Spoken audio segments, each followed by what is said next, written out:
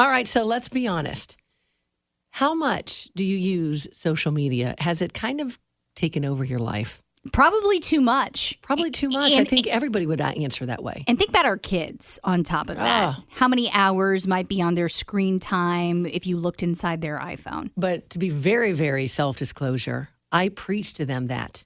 And then they turn it right back around to me and say, Mom, you're on it just as much, if not more than us. And I do catch myself and I try to put it down. I try to walk away from it, but it's addicting sometimes. It is. And you also have some really bad actors on social media. That's true. And I'm afraid of that with my kids all the time. But it's not just kids, it's adults as well.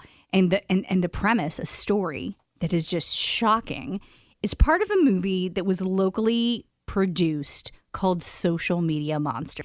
And it's getting a lot of awards. So we thought, why not have the folks in to talk about it? When you have such a powerful story to tell and to share it with our listeners, I think it's so important. So do the introductions, yeah, Michaela. I will. So I worked with this guy right here for years, Seth. Zaid White. It's all good. It's fine.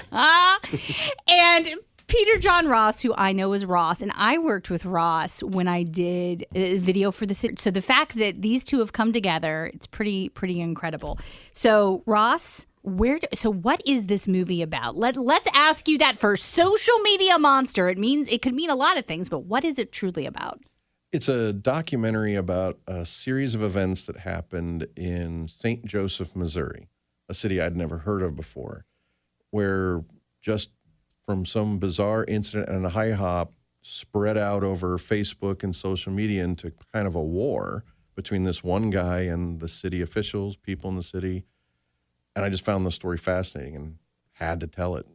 Also because it's the same guy who had been harassing me for years online. So it's a story that you had to tell. So walk us through the beginning. How long did this story take to make and produce and put together? And how did you do it so impactfully? The biggest thing for me was it started 10 years ago when this guy started harassing me. But how was he harassing you? How did he find you? Yeah. You're here in Central Ohio. To be technical, he's originally from Akron, Ohio. He doesn't really have a residence at the moment. He's homeless living in his car right now. He found me / I found him as on an indie film forum in 2012, got into a disagreement, and then he started emailing me nonstop and has not really stopped.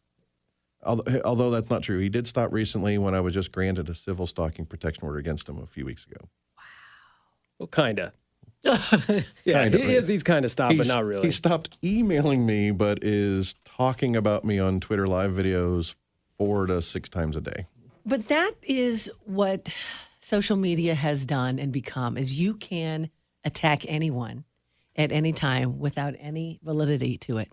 Completely. Oh, I mean, that is his ultimate weapon, is the fact that because he's homeless, he doesn't have a job you can take away. He doesn't have a house you can take away. So he can say the most horrible things about a person, and there's nothing you can do about it. So, Zaid, how did you sign on to this? Like, how did that work out? Well, I mean, I've been producing and working on different projects over the years, and I've known Ross for several years now. And so he told me he finally wanted to tell the story that he had told me years earlier. Because I actually met him when this started, but it actually hadn't become what it is now. And then, so we were talking about it. He told me about it a few years ago. I told him then I thought he should turn it into a movie, do a documentary, because it's so difficult to get, it's one thing to just go on social media and say, I don't like you, or you're this, or you're that, or whatever, you're terrible at your job, blah, blah, blah. But it's something totally different to then start making threats. But even that's something totally different than trying to destroy somebody's real life. Because that's actually what this guy does.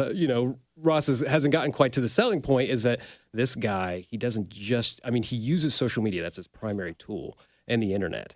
But then he takes that outside, and then he tries to get you fired from your jobs. He tries to get your families fired, from their jobs because you've disagreed with them, maybe publicly on social media. So what do you want for people to get out of this once they sit down and watch the movie that you guys have created? What do you want people to get out of it? I think the biggest thing, which has already started to happen, is it serves as a wonderful warning to this one specific person, being there's been people that have already approached me to ask for it's not publicly available yet. So they'll ask for a private link to send to their boss because he's trying to get them fired. And they watch the movie and they're like, oh, okay, we don't have to worry about this. This isn't a legitimate complaint. This is just some guy with a grudge. And that's happened not only with people with their jobs, but even city governments in other cities. Like San Luis Obispo, California called me this past January saying, do you know this guy? And I'm like, yep. And then they asked to see the movie, sent it to them, and then they were like, now we understand what we're dealing with. This seems insane. This seems insane that some guy would have an axe to grind against all these people he only knows online and go that far. But it seems like he crossed some type of legal lines right here. Are there any type of legal actions you can take against him? That's one of the things that I think is the premise of the movie, is the bigger picture that isn't about this one guy, is the laws have not caught up to how much we have shifted to social media. And so law enforcement is hamstringed by the fact that there aren't laws to back that up. Because of freedom of speech. And there's freedom of speech is an issue, but then there's also the whole idea of the Internet Decency Act, that Section 230 law that came up a lot, not to be political, but under Trump, one of his big complaints was, I want these companies to be held liable, because Section 230 of the Internet Decency Act states social media companies have zero legal liability for anything a user does on their platform. And if the laws haven't caught up and they're not liable, what's the motivation for anybody to get involved to stop it? And I don't feel like we've heard anything more about that. I felt like it was something during his presidency, but I don't feel like we've heard a lot more necessarily in the last few months. And I'm torn on it, because I heard 2 Google employees use the same description. They view themselves like a gun manufacturer. They have no responsibility for what users do with their products.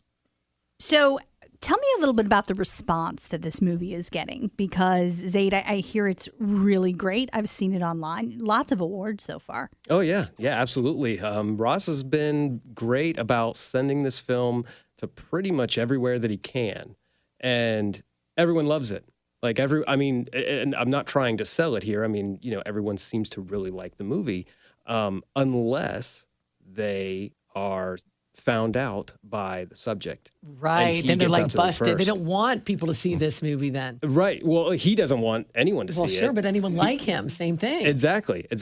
And so the places that he has reached out to, if he hears about it like in the moment or when it's been submitted, often because they don't want to deal with him because of the threats that he makes, the things that he says, they will say, you know what?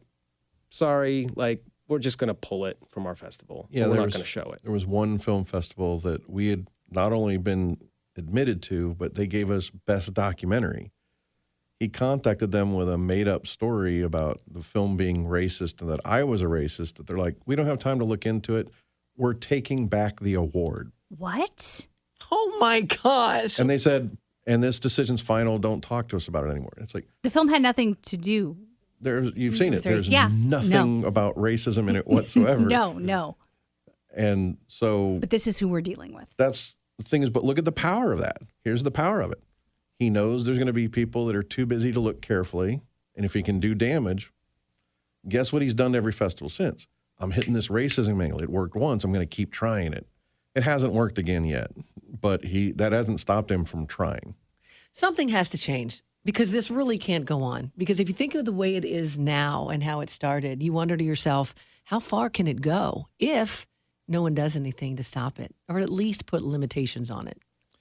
So divisive at times in these spaces. Do either of you have any hope? That's a great question. I mean, the whole reason that I'm here going by Zaid is because it's a pseudonym. Which I almost blew at the very beginning.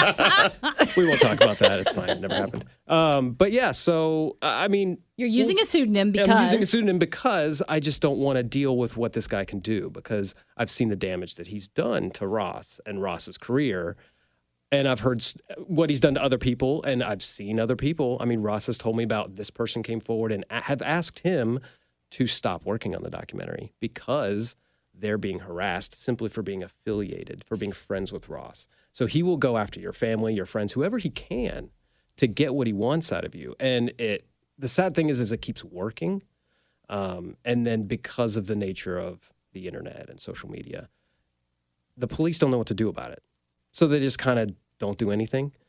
Same thing with like the FBI, because he's not in Ohio. So he's saying these things across a whole country, you know.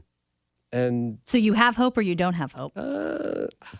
we'll see how things are, but anytime soon, I think that we're still kind of, you know, off the deep end with it. So I'm sure we have made people a little interested in what we've been talking about. If they want to see the film, how can they? We haven't released it publicly yet. There's still a few things in the works for possible distribution. I don't want to say anything too much yet, but I would say early 2023, it will be widely available one way or another. Ooh. It's awesome. It's awesome. Well, you had a screening, and are you going to do any more screenings, or was that like it? We might do more because enough people wanted to see it that didn't make it. So we're considering other screenings. I might have one in Cincinnati in the next 4 or 5 weeks. We might have one. It's not a film festival, but there's a screening being put together, and they asked me to have it play, and I said yes, but we're working on the details. So there will be a Cincinnati screening in the first week of October. Well, thanks for coming in, both of you, and sharing this very important message, because something really does need to be done. There has to be some type of limitations to what people can say or do, especially when threats are involved. It has to be that way. Families' lives getting ruined, people in Yeah, some it's cases crazy. committing suicide, not saying with this guy, but with other situations. It makes me really sad that that's where we are. And then But you wonder if nothing does get done, really, how far will it go and Will it can it go? continue? you guys are shining a spotlight on it. So Social Media Monster, again, Ross said it here, look for it to be widely available in early 2023. Ross, Zaid. Thanks so much. Thanks for having us.